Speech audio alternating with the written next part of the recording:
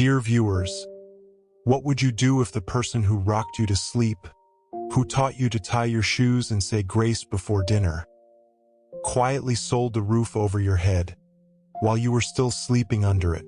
Would you shout? Would you break?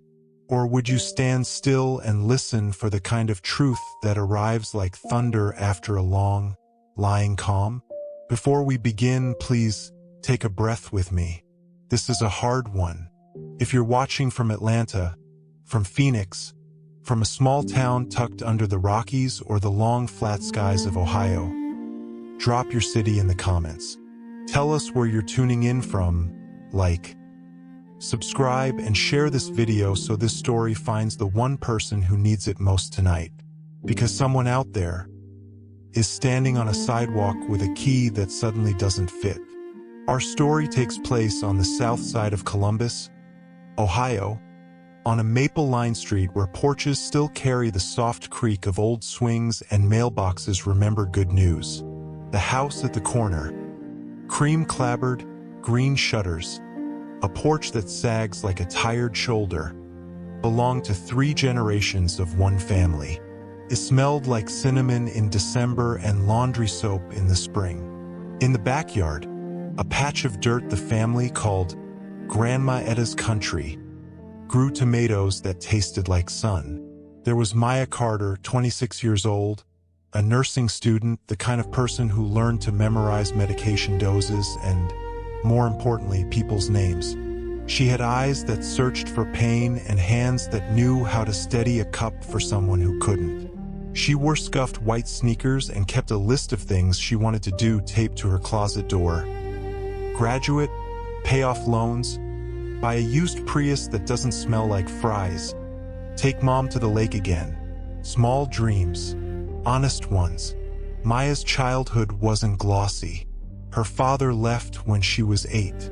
Her mother, Lori to her friends, had a laugh that sounded like wind chimes and a sadness that moved through rooms like a draft. Some days were good. Some were thin as paper. Grandma Etta made the house strong. Baby, she'd say, shelling peas in a metal bowl. A home is a promise you make to each other.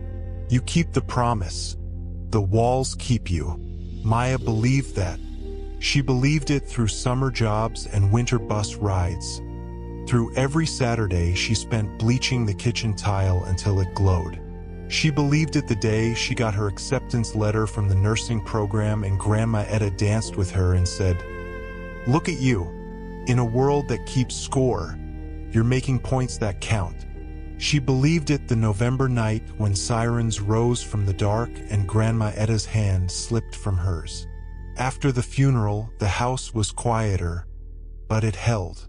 Dear viewers, the truth is, every family has rooms we don't show company. After Grandma Etta passed, the mail began to look complicated. Envelopes with windows, logos that didn't match the utility companies. Lorraine stopped opening them at the table. She pressed them into a drawer and said, "Later," in a voice that asked not to be questioned.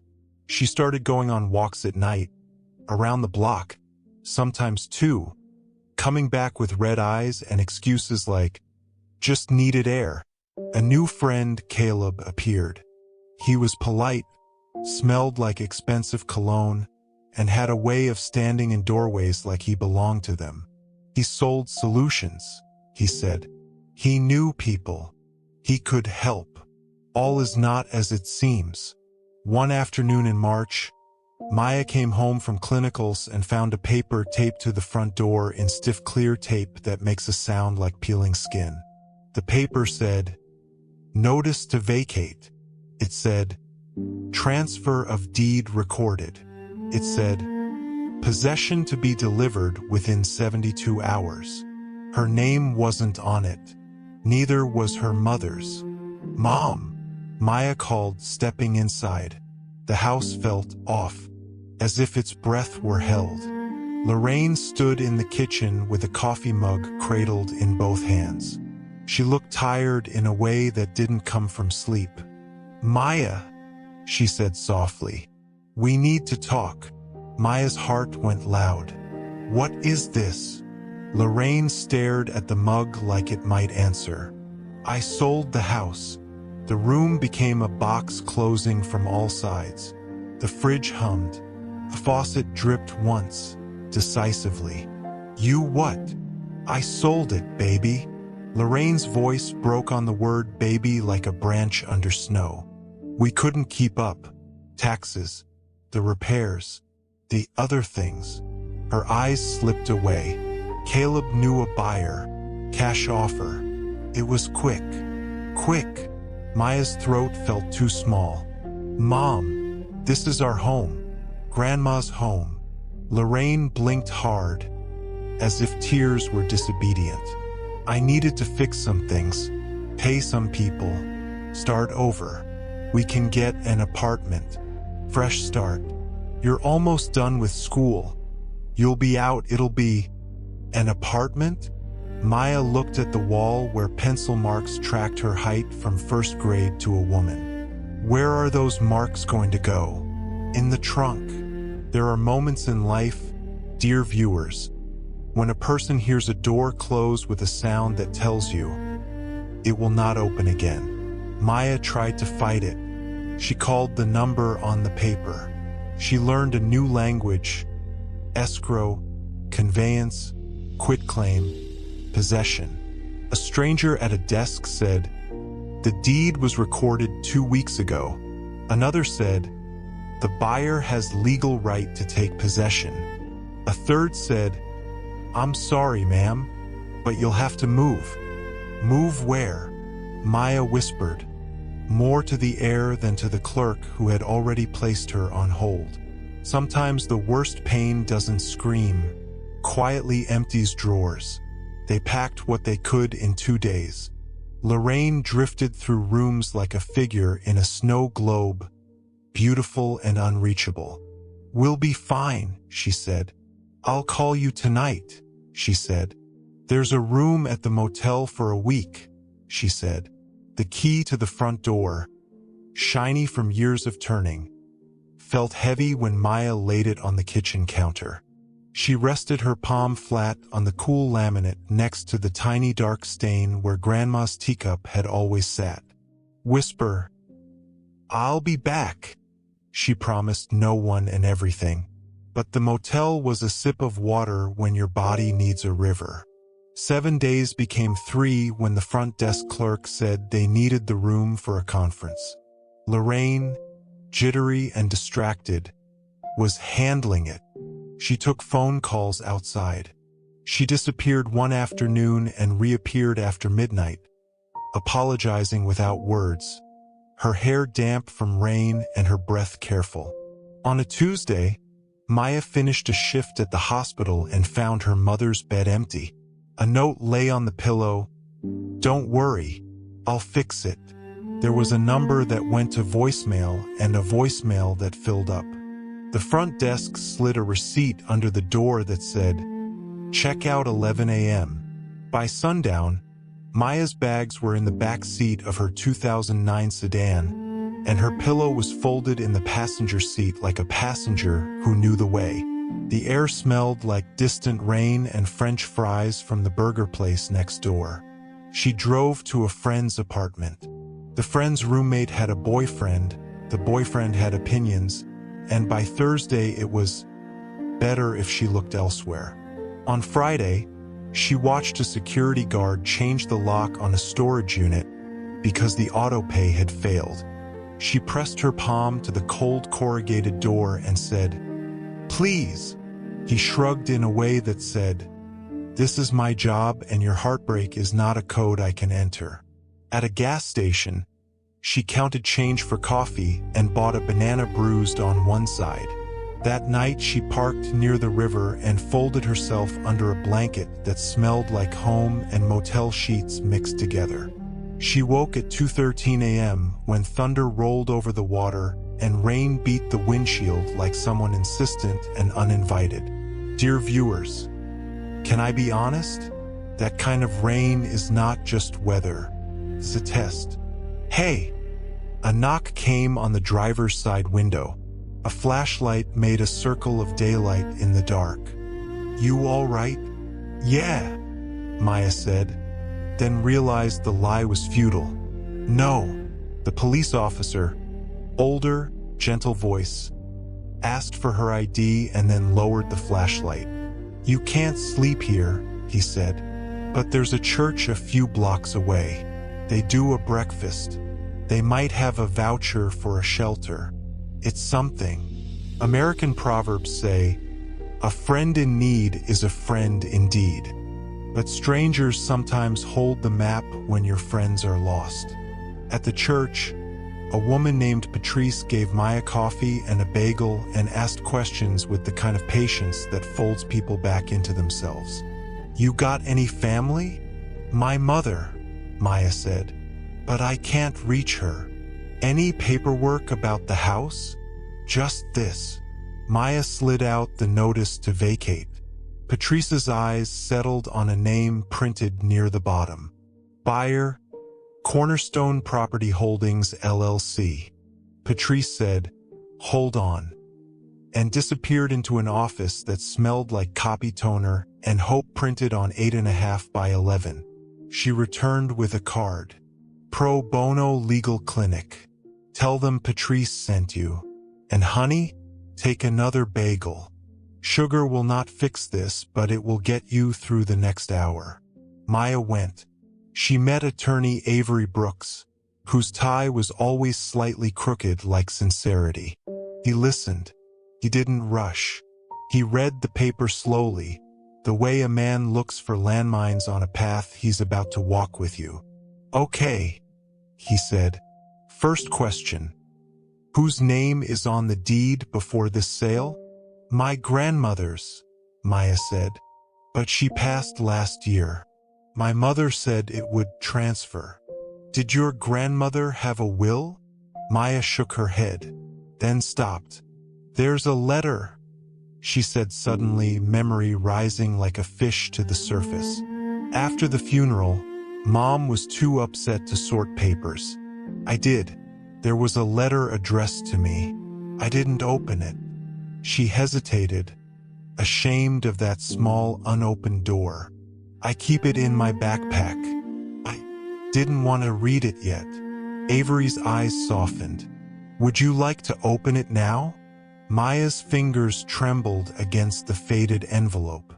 Inside, on lined paper, in Grandma Etta's rounded hand, "My darling girl, if you are reading this, I am already where the morning is always gentle. The house is yours, Maya. I told your mother and I told Pastor Jean to help make sure the papers say so. If the papers do not say so yet, insist, but do it with love. This house kept us, and it will keep you. Remember, a home is a promise you make to each other. Keep the promise. Grandma Etta." The room stilled. The letter shook in Maya's hand, but the words were steady. Avery exhaled. "Dear Lord, the house is yours.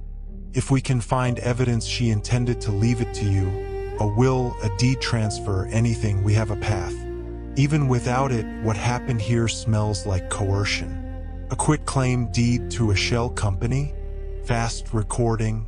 We need to look at the notary log, the sale amount, everything.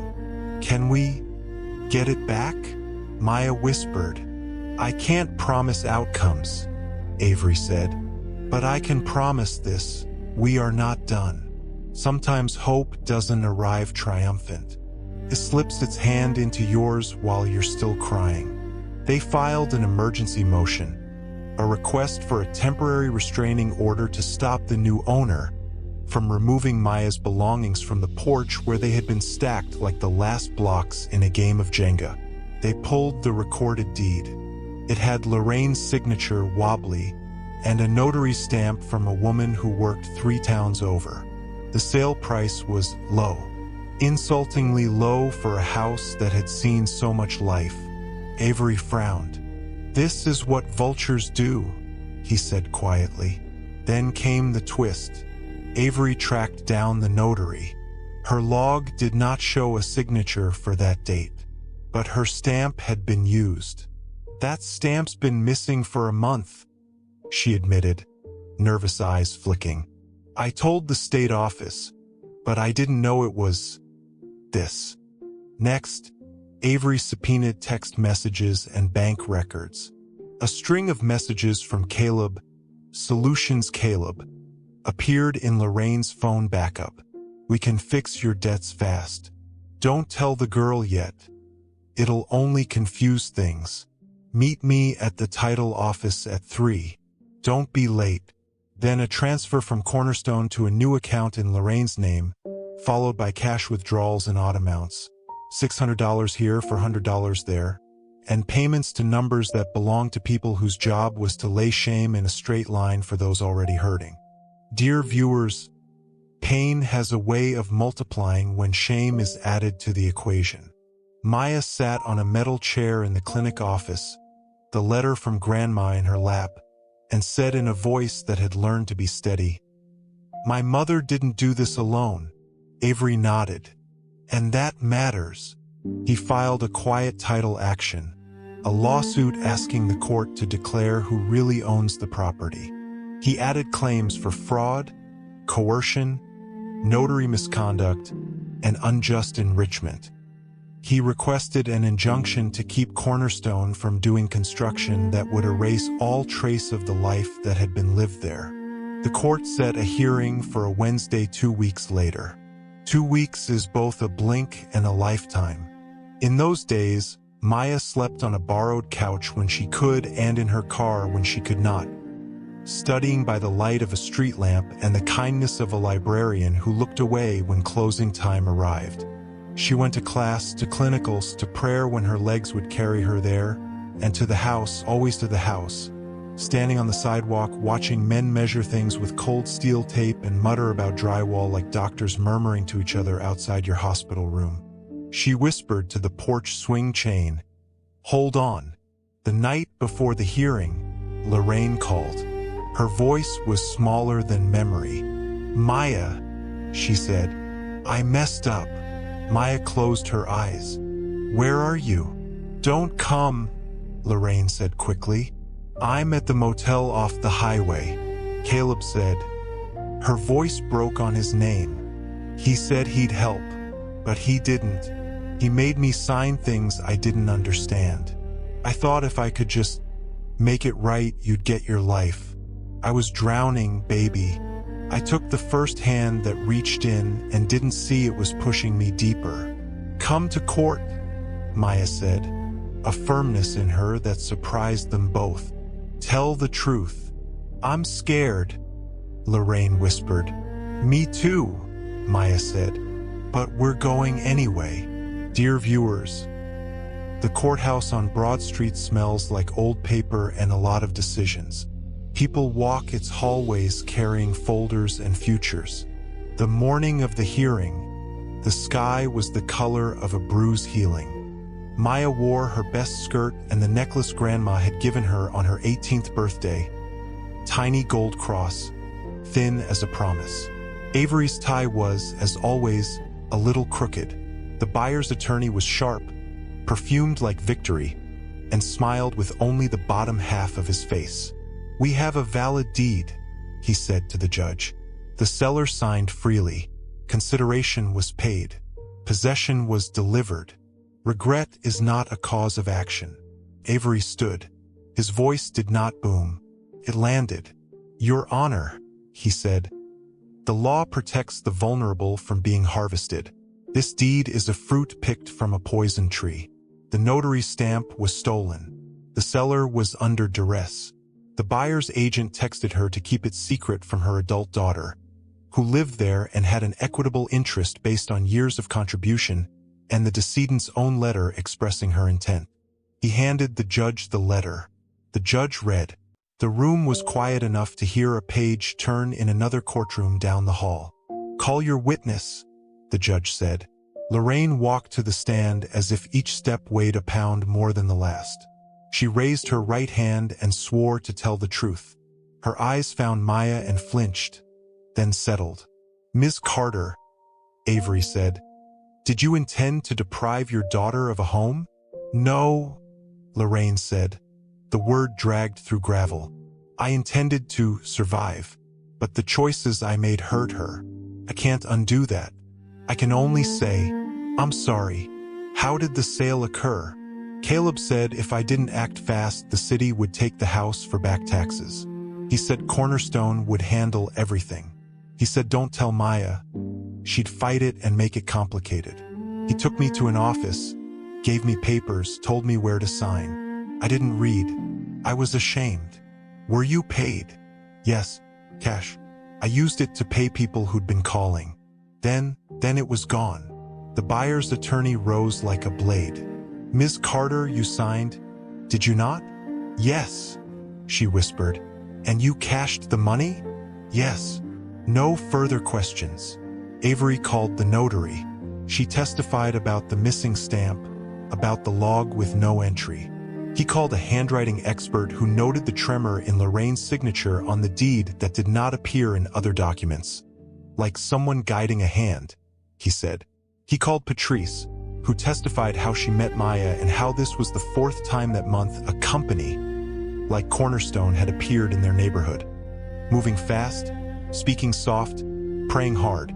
Then, with the ease of a man placing a final card on a shaky tower, Avery played an audio recording, a voicemail Lorraine had kept, perhaps intending to delete. Caleb's voice poured into the courtroom. Sign today, Lori. Don't tell the girl. We'll get you cash and keys.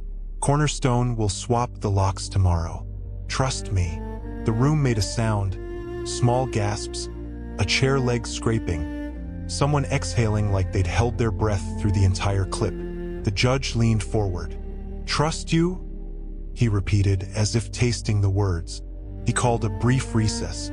When he returned, his tone left no room for misunderstanding. This court finds that the deed is voidable due to fraud, coercion, and notary misconduct, he said.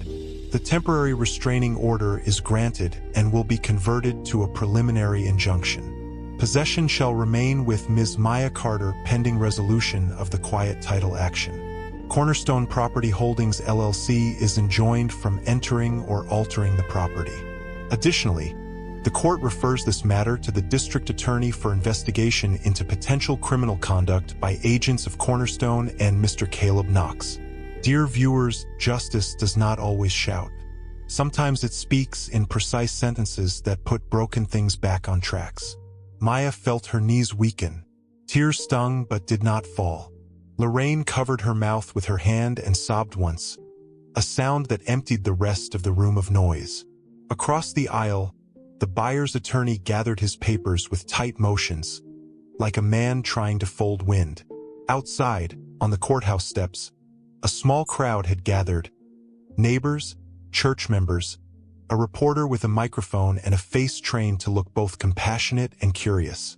Patrice hugged Maya, then stepped back. Go home, she said softly. Let the house know. They drove. The porch was as they'd left it, the swing moving a little in the late afternoon breeze. The notice had been taken down. Only the tape ghosts remained on the glass. Maya unlocked the door with Avery's order in her pocket like a talisman, and the house inhaled them. They stood in the living room, not touching, not speaking, listening to that old fridge hum, that old floorboard complain, that old promise stir. I'm sorry, Lorraine said. No preface, no defense, just that. A soft surrender. I know, Maya said. It still hurts. I know, Lorraine echoed. Healing is not an instant. It's a series of small civil wars ending in armistice. The case did not end that day. Investigations take time. Caleb disappeared. Cornerstone rebranded in the way companies do when a name becomes more stain than sound. The district attorney pursued charges. The court, after months, quieted the title in Maya's name, citing Grandma Etta's letter, Maya's contributions to taxes and upkeep, and the mountain of evidence that the sale had been a harvest of desperation. The judge ordered restitution. He ordered penalties. He ordered a training for notaries in the county that began, in its first session, with a simple sentence projected on a white wall. Your stamp is a promise. There was a reaction from both sides. On Maya's side, joy felt reverent. Neighbors baked casseroles. The church brought paint rollers and laughter. A GoFundMe that Patrice's niece had started reached its goal in a week. The comments lined with little hearts and big stories. This happened to my aunt in Detroit. We almost lost ours in Tulsa. You're not alone. On the other side, there were lawyers and statements and one loud voice on the radio complaining that people should read what they sign. But even that voice sounded a little smaller after the judge's words curled into the air like smoke and stayed. Lorraine began attending meetings in a room with bad coffee and fierce tenderness. She found a counselor who asked hard questions and waited for real answers. She got a part-time job at a florist and learned the names of flowers like a new language. Alstroemeria, Ranunculus, Freesia, names that felt like possibilities. She and Maya began a slow dance back toward each other that included silence, laughter, and 1,000 restitched mornings. Some days they ate pancakes at the kitchen table and cried.